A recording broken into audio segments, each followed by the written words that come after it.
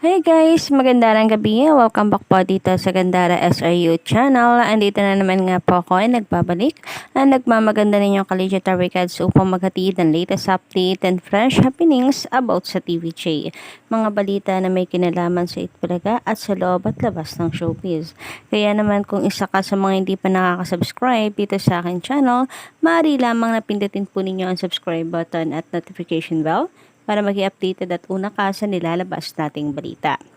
Samantala, ang ating nga pong pag-uusapan ay pumapatungkol nga po dito sa lumalabas tuloy na mga agaw pa ang TV5 dahil sa napabalita na kumpirmadong sa TV5 na mapapanood ang PBB bagong pagbubukas muli ng bahay ni Kuya.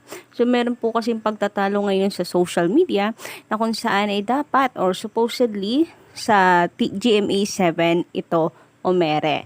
Pero kinumpirma na ng Kapatid Insider, pati na rin po ng TV Patrol na sa TV5 ito mapapanood.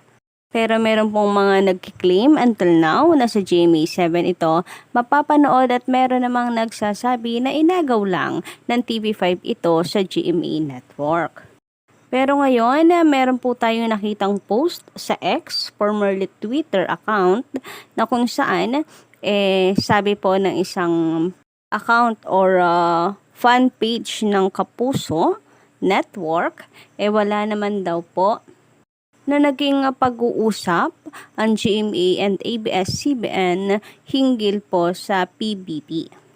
Bukod dyan ay atin din pong pag-uusapan ng patungkol po dito sa inihahanda po ng TVJ na malaking sorpresa at pasabog po sa atin. Kaya humanda kayo mga ka-Dabricats dahil meron pong hinahandang sorpresa ang Dabricats or ang Itbulaga sa ating lahat. Pero bago po natin simulan yan mga ka-Dabricats, ito pahapiyaw po muna tayo sa mga kaganapan kanina sa Itbulaga. So during Gimme 5, meron na naman pong na-stress at the same time, meron pong nalulungkot kasi ganito na daw po ba tayo. Kaubob ngayon, napakababa na ba ng IQ ng mga Pilipino ngayon? So, parang meron pong disappointment. Lalo pat meron pong mga sumali na magpa-pageant or sasali po sa beauty pageant pero hindi daw po maganda ang performance sa Gimme 5 kanina. So, nagkandaligaw-ligaw. Di po natin alam kung kinabahan ba sila or sadyang lutang lang po kanina. Anyway, about sa segment na to, talaga nakakakaba naman talaga mga ka-Dabricats, no? Sabi nga po dito, maganda ang segment na ito ng EB. Nagbibigay dagdag kaalaman. Ang problema sa ibang sumasali, number 1, ay mental block pag nasa harap na ng camera/audience. Kaya dapat tumitig talaga sa kausap para hindi ma-distract. Pangalawa, kulang sa practice. Lalo na yung sumasagot ng oo, hindi pwede. Yung nagtatanong, hindi nakikinig or tinatandaan mga sinasabi niya. Example, tanong niya kung external ba ito. Sa gitna ba? Sagot na kasama oo tapos sasabihin bituka. Pangatlo, yung iba naman, lalo na pag lugar. Kulang talaga sa kaalaman. Dapat matutong magbasa, sabi nga ni Lola Belen at Joey, para dagdag kaalaman. Okay lang yung manood ng mga vlog, TikTok to relax, pero much better maglaan ng mas mahabang oras sa pag-google ng kaalaman. Sa bagay, especially kung sasali ka po talaga dito na alam mo namang laro po ng mga henyo. So kung meron kang alam mo sa sarili mong may obligasyon ka, kasi sasali ka nga sa ganito, ay kinakailangan na gawin mo yung part mo, hindi yung bahala na si Batman. Kasi nasa national television pa naman. Sabi pa, mas swerte nga henerasyon ngayon dahil may Google di tulad noon, kailangan mo pang pumunta ng library. Samantala, dumako naman nga po tayo ngayon at pag-usapan ito pong sinabi ni Kapuso Vaz. So ayan, mula po sa account ng Kapuso fan page, yan, Kapuso fans, no negotiation. Walang naging pag-uusap sa pagitan ng GMA at ABS-CBN Studios. hinggil sa pag-ere ng bagong season ng Pinoy Big Brother sa Kapuso Network. Sa makatuwid, nananatili daw sa TV5 ang rights to air nito. So, kung may katotohanan po itong chika ni Kapuso Vaz, isang malaking sumpalpal po ito para sa mga nagsasabi na dapat sa GMA Network ito. Pero anyari, parang ninakaw daw ng TV5. Sabi naman dito ni Chaka Puso, siya rin itong nagkalat po ng balita na kung saan magsasara na daw ang EB dahil nalulugi ito. Sure ka? So, bakit si Iya V or Iya Villana ang supposedly kasamang mag-host ng PBB kung pumayag lang yung isang executive na ilagay siya sa GMA? Nakita mo ba ang draft ng plano sana ni ate mong executive sa PBB? How sad naman sa'yo. Intern ka dyan pero mas marami pa akong alam sa'yo. So, saan kaya nanggaling po ang chika nitong si Chaka Puso? Parang masyado po siyang confident sa kanyang ibinabalita. And meron din pong isa pang sumigunda, which is Attorney Lelet Matias, ang kanyang ginamit na account. May isa pa mother, si MMD daw.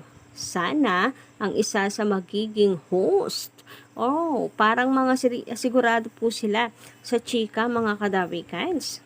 Pero hindi ba nakakontrata na po at matagal pang expired ng kontrata po ng PBB sa TV5? So bakit? bakit ililipat or bakit i-ere sa GMA7 ito? Para magkaroon po ng plano na si MMD, si Michelle D, and Iya Villana ay magiging host ng nasabing Pinoy Big Brother Trend 11. Mukhang magiging malaking usapin ito, mga Kadavicans, lalo na't napakarami po ang mga nag-audition para po dito sa pagbubukas ng bahay ni Kuya. So, na-confirm na po rather ng TV Patrol na mapapanood to sa TV5. Wala pong nabanggit doon na GMA7. Ang pagkakantanda ko is a 2Z, Jeepney TV, and TV5. Basta nandun po ang TV5.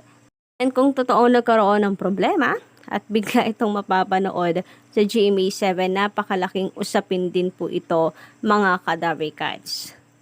But hoping na totoo po ang chika ni Kapuso Vaz para masupalpal po ang mga bashers ng TV5 na inagaw daw ng TV5 ang PBB sa GMA Network. Sana totoo ang kanyang chika na wala pong naging pag-uusap between GMA and ABS-CBN. And kung meron man, parang napakalaking mali naman na TV5 po ang magnanakaw or nangaagaw.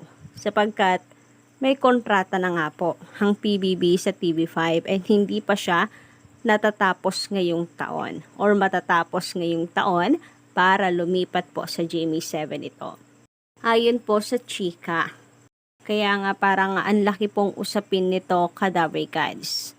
Nakumpirma na sa TV5 tapos ngayon may magkakalat ng balita na sa GMA na to mapapanood. Anyway, ngayon naman pag-usapan nga po natin ang Mother's Day sa linggo po ito. Pero ang Itbulaga ay magse-celebrate po ng Mother's Day sa May 11, 2024 and base po dito sa video na ibinahagi ng TVJ kahapon ay tila meron po silang inihahanda para po sa ating lahat. So para po sa ating mga mothers, hindi lang mga nanay, mga tumatayo pong nanay yan natin. So base po dito sa post ng TVJ and Legit Travicads, tila ang magaganap po sa Itbulaga sa Sabado na Mother's Day Special ay mga mensahe po, mga mensahe natin na ikukwento ng mga Darvicads. Magandang umaga Darvicads, papalapit na ang Mother's Day. Ikwento mo naman sa amin kung bakit super mom ang iyong mama. Comment na. So para magiging Dear Itbulaga, no? Pero abangan din po natin sa Sabado. At eto na nga, naglabas na po ang TVJ ng ilan po sa mga sample ng mga tumugon sa hashtag Supermom. Ayan, makikita nga po natin ang latest post ng TVJ. So sa Sabado na po ito, mga Kadarvicads. Kaya naman, magsama-sama po tayo muli para abangan ang Mother's Day special ng TVJ na tila ngayon pa lamang po ay pinaghahandaan na ng mga Darican. So, yun lang po ang ating update sa gabing ito. Don't forget to click the subscribe button and notification bell for more updates.